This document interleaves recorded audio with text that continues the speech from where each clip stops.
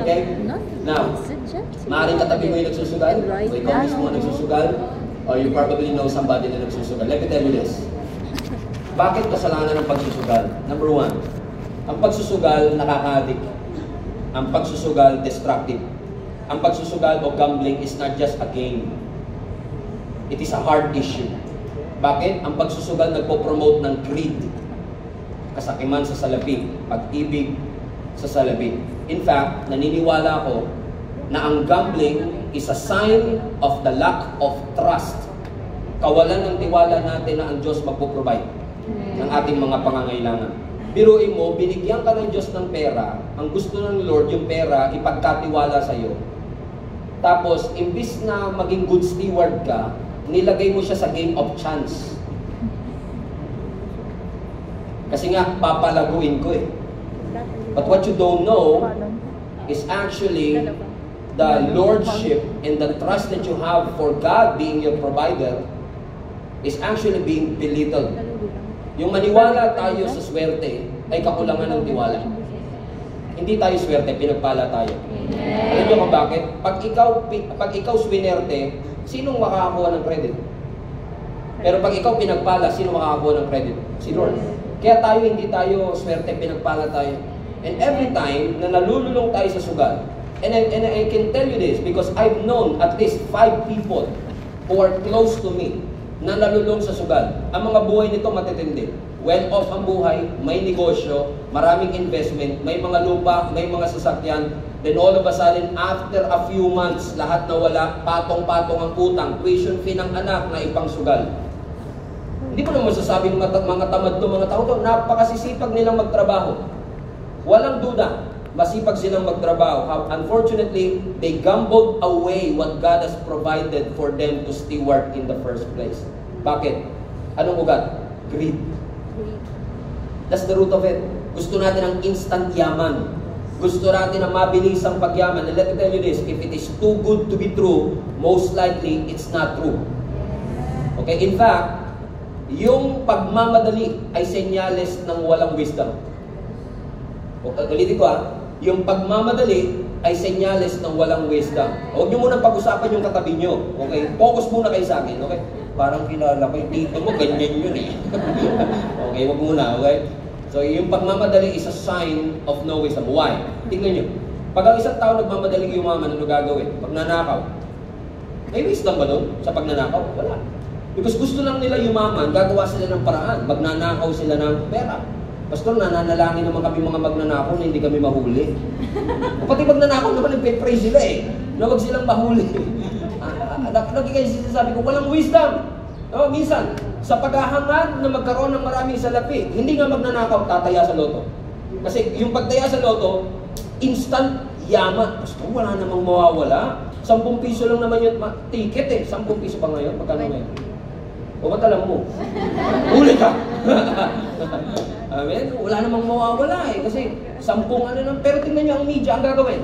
Pagka merong nanalo sa loto, 125 million, we have a one winner of 125 million. Ikaw naman, inspired. Sana one day maging ganun din ako. Kasi ipapakita ng media sa atin yung isang nanalo ng 125 million, pero hindi niya papakita yung milyong-milyong taong tumaya, pero talo. Deception.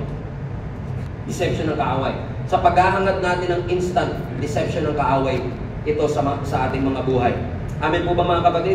Kaya tingnan nyo, ang sabi ng 1 Timothy chapter 6 verse 9 to 10, yung mga nagnanasang yumaman, nauhulog sa tukso, nasisilo sa pitag ng masasama, at mga hangal na hangarin na nagtutulak sa kanila sa kamatayan at kapahamakan. Kanina, I was talking to somebody in earlier service. Sabi niya, Pastor, that's exactly who I am. Nalulung po ako sa sugal.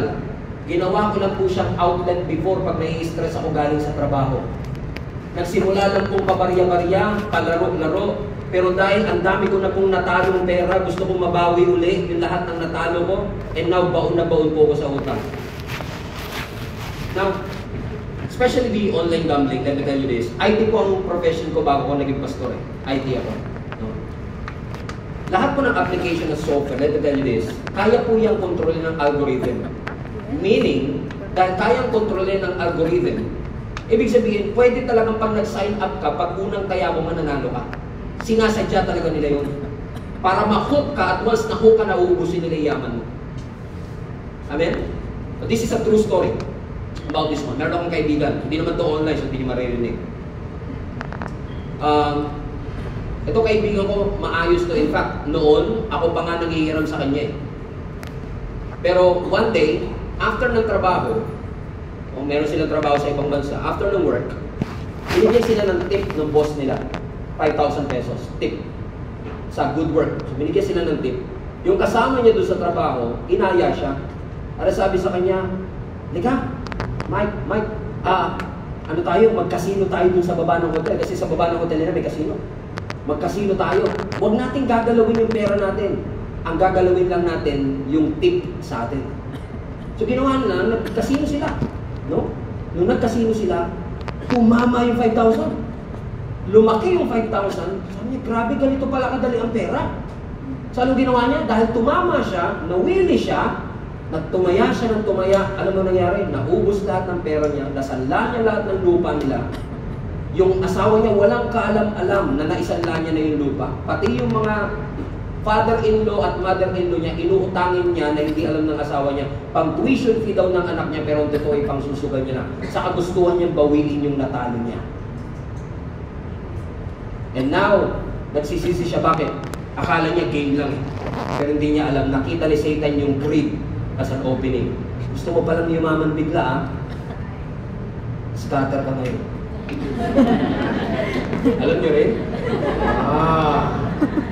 Sabi ko sa katabi mo, huwag ka ng tataya. Huwag ka ng tataya. Amen?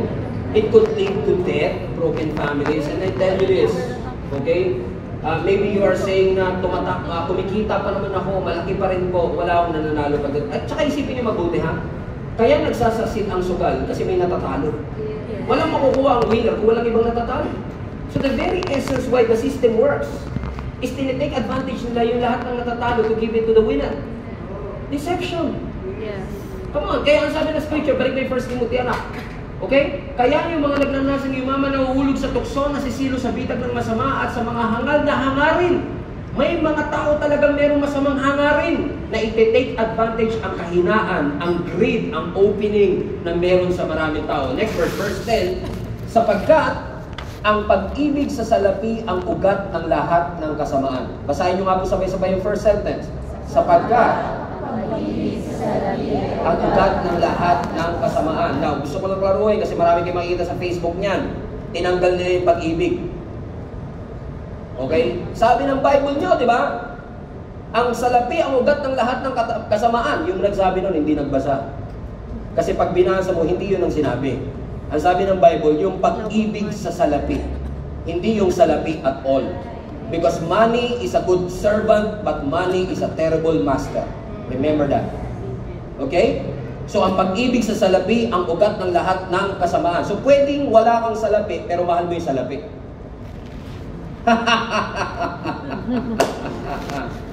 Kaya nga sabi nila, yung mga greedy, yung mga mayayaman yan, mga sakim sila sa salapi. Kaya sila yumayaman. Pero ang totoo, kahit walang pera, may pag-ibig sa salapi. So, pwedeng may greediness sa puso mo, wala ka palang pera ngayon. Because greed is a heart issue, not a money issue. Amen? So gagamitin ni Satan ang gambling, ang pagmamahal sa salapi as an opening. So the commercial ends. And now, you can say, but if it is my person. What am I trying to say mga kapatid? Marami ginagawang kaaway para tayo dayain at mag-fall. Pero hindi naman porket under attack ka, kailangan magpatalo ka na sa kaaway. Kasi may binigay din ang Panginoon na kapangyarihan sa bawat isa sa atin. Hindi kapangyarihan na galing sa ating lakas, kundi kapangyarihan na galing mismo sa ating Panginoon. Sabi ng Ephesians chapter 6 verse 10, yung text natin, finally, sabi ni Apostle Paul, be strong in the Lord and in His mighty power. Ano sinasabi ni Apostle Paul sa atin? You are not called to fight in your own strength. You are not fighting for that victory. You are fighting from the victory. So you don't speak about the problem, you speak to the problem kasi may kapangyarihan ka. Hallelujah. Nagaling sa ating Panginoon. So stop fighting battles that you are not anointed to fight in the first place. Kung hindi ka in-anoint ng Panginoon, mamili ka naman ng laban na papatulan mo. Hindi porket in-invite ka, tanggap ka na rin kagad ng tanggap. Hindi porket na misunderstood ka, explain ka naman. Hindi porket na-provoke ka, kailangan mawala ang kapayapaan mo. Hindi porket pinost ka, kailangan mag-reply. Choose your battles wisely. After all, that's not a battle for you to fight. Because the battle is what? The Lord's. Kay Lord ang laban, hindi sa atin. Sapagkat napagtagumpayan na ng Panginoon yung mga battle that you are stressing out. Why do you keep on stressing out sa mga bagay na pinagbayaran na ng Panginoon sa iyong buhay? Sabi ng Panginoon, come to me all of you who are weary and heavy laden and I will give you what? Rest. Kasi pasyado ka ng pagod. Trying to fight the battles that you are not anointed to fight in the first place. Alam mo si Satan, kaya sabi ng scripture, we fight our battles through our knees. Gamitan natin ang tuhod. Manalangin tayo sa Panginoon because that's the weapon, supernatural that we have. We have that truth, we have that righteousness, we have that full armor of God we have at our disposal as our defense to fight the enemy. Amen? At tindigan. Di natin minsan maintindihan ang mga laban ng buhay. But you are not called to understand everything. In fact, sabi ng scripture, stand firm, not understand. Stand firm. He wants you to stand firm. Tindigan mo yung katagumpayan na pinagbayaran ng Panginoon sa bawat isa sa atin. So yes, they misunderstood you, but you don't have to explain. Choose your battles wisely. God has a great plan for your life. You are. Amen. You are under attack, but you don't have to be defeated. You have a weapon. You have prayer, you have our God. God is your refuge, your strength, the very present help in times of your trouble. So every time you see a physical problem, a physical challenge, huwag mo labanan ng physical, labanan mo supernatural. Because you have a supernatural weapon mula sa ating Panginoon. Amen? Palapakan natin ang Panginoon.